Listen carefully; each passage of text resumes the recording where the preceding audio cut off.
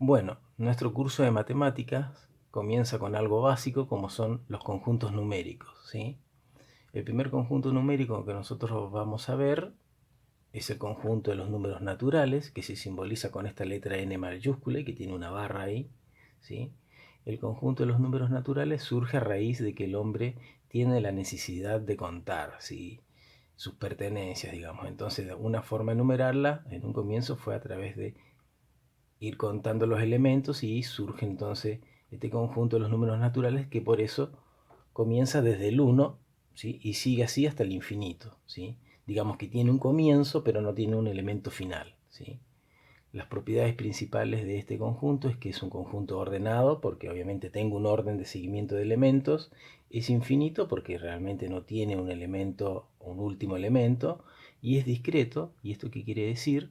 Esta propiedad del conjunto es que entre el 1 y el 2 no existe otro número. A eso se refiere con que es discreto, ¿sí?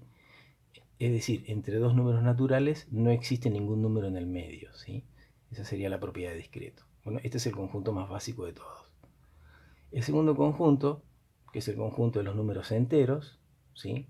Simbolizado con la letra Z, con esa doble barra, es un conjunto que surge a raíz de que cuando se hacen ciertas operaciones con los naturales, sobre todo la resta, puede surgir que en la resta me dé como resultado un número que no pertenece a los naturales, y entonces fue allí donde se creó o se tuvo la necesidad de crear otro conjunto, que fue el conjunto de los números enteros, que ya abarca los números enteros negativos, ¿sí?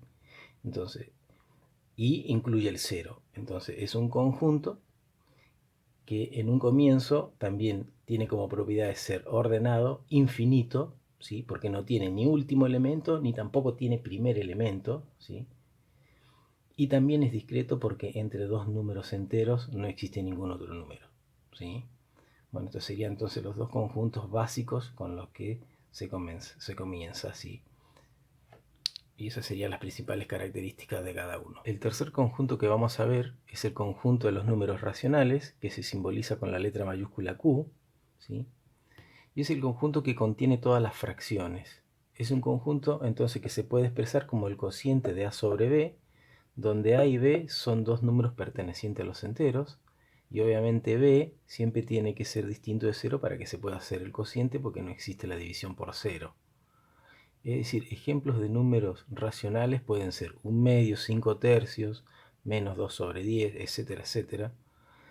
Es así que cualquier número natural y entero yo también lo puedo expresar como un racional, porque simplemente si lo divido por 1 ya tengo el número racional. El 3 en notación de racionales, 3 sobre 1. El 5, 5 sobre 1, etcétera, ¿sí?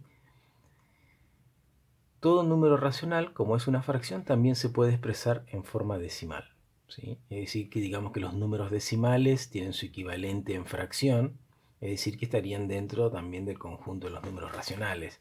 No existe un conjunto de decimales, lo que existe es el conjunto de números racional que se puede expresar en forma decimal. Las propiedades de este conjunto, al igual que los anteriores, tiene que es infinito, ¿sí? Es ordenado, pero ya se diferencia con respecto al conjunto de los naturales y de los enteros en que ya no es discreto, sino que es un conjunto denso. ¿Qué significa esto? Que entre dos números racionales tengo infinitos números. Es decir, entre dos fracciones tengo infinitas fracciones en el medio. No así como en el caso de los dos conjuntos anteriores, que entre dos elementos de los naturales o de los enteros no existía otro número, ¿sí? Entonces estas serían las principales características de los números racionales. Bueno, el siguiente conjunto es el conjunto de los números irracionales, que se simboliza con esta letra I, ¿sí? Y es un conjunto que está compuesto por todos aquellos números que no los puedo expresar como una razón, o lo mismo, como una fracción, es decir, no lo puedo expresar como el cociente de A sobre B, como en el caso de los racionales. ¿Cuáles serían algunos ejemplos de esos números? Van a ser todos números que son con infinitos decimales y que no son periódicos. Ejemplo, raíz de 2 es un número que es infinito, ¿sí? Y que no es periódico. El número pi, otro número infinito de dígitos, todos distintos en su parte decimal. El número e, también un número muy usado, también un número infinito con infinitos decimales y es aperiódico, es decir, que todo número que no lo puedo expresar como a sobre b pasa a ser un número irracional. pasa a estar dentro de ese conjunto. Por lo tanto, si los números irracionales son aquellos que no se pueden expresar como fracción, la intersección del conjunto de los racionales con los irracionales resulta ser vacía, es decir, son dos conjuntos disjuntos, no tienen ningún elemento en común, ¿sí? Perfecto. Y el siguiente conjunto, que es tal vez el que más conocen todos, es el conjunto de los números reales, simbolizado con la letra R mayúscula, y es un conjunto que está compuesto por la unión de los racionales y los irracionales, ¿sí? La unión de esos dos conjuntos me da el conjunto de los números reales, que como propiedades tiene que es ordenado, infinito y también es denso, ¿sí? El conjunto de los números reales es por lo general el conjunto que representamos en la recta numérica, ¿sí? O cuando hacemos un gráfico, también tanto en el eje X como en el eje Y estamos en una escala con el conjunto de los números reales. Bien. Bien, finalmente tenemos el conjunto de los números complejos simbolizado con la letra C. Un número complejo está compuesto de una parte real y una parte imaginaria, ¿sí? Es decir, que necesito dos partes para conformar un único número complejo, en general, ¿sí? Los números reales, o el conjunto de los números reales, está contenido dentro del conjunto de los números complejos, ¿sí? Es el conjunto más grande, el de los números complejos que nosotros vamos, o que actualmente existe, ¿sí? Es decir que, en resumen, si hacemos un esquema, ¿sí? Para ver cómo están contenidos un conjunto dentro de otro, tenemos el conjunto más pequeño, el conjunto de los naturales, ¿sí? El conjunto de los enteros contiene el de los naturales, ¿sí? A su vez, el conjunto de los racionales contiene el conjunto de los números enteros. La unión de los racionales con los irracionales me da lugar al conjunto de los reales, y a su vez el conjunto de los reales está dentro del conjunto de los números complejos, ¿sí? Eso sería, ¿no?, la forma en que está contenido un conjunto dentro de otro, que es lo mismo que yo tengo escrito acá al costado, ¿sí?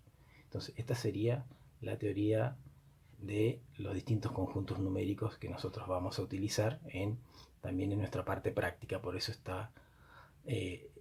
esta explicación que hace que después ustedes puedan resolver la parte de práctica sabiendo qué elementos contiene cada conjunto numérico. Bien, nos toca ver lo que es la teoría de conjuntos, ¿sí? Primero que nada, la definición de conjunto dice que es una colección de elementos, ¿sí? Estos elementos pueden ser números, letras o cosas, ¿sí? Si un elemento pertenece al conjunto A, ejemplo, he denominado al conjunto A con la letra mayúscula, cosa que siempre se hace así, y el elemento siempre se denomina con la letra minúscula, entonces si el elemento X forma parte del conjunto A, lo podemos simbolizar como X pertenece a. Esta E, un poco extraña, es el símbolo de pertenece, ¿sí? Si el elemento no perteneciera al conjunto A, entonces simplemente la tacho y quedaría X no pertenece a. Con eso estoy diciendo que entonces el elemento X no es del conjunto A, ¿sí? Eso como para ir entrando más o menos en la notación simbólica de conjuntos, ¿sí?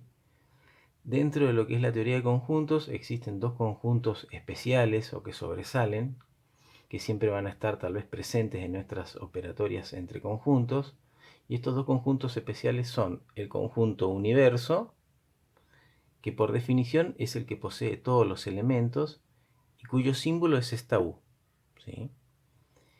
Y el conjunto vacío, que es un conjunto que no tiene ningún elemento y su símbolo es, ¿sí?, este círculo tachado, ¿sí? Por lo tanto, cada vez que vean estos dos símbolos, esta U y este círculo tachado, estamos refiriéndonos al conjunto universo y conjunto vacío respectivamente.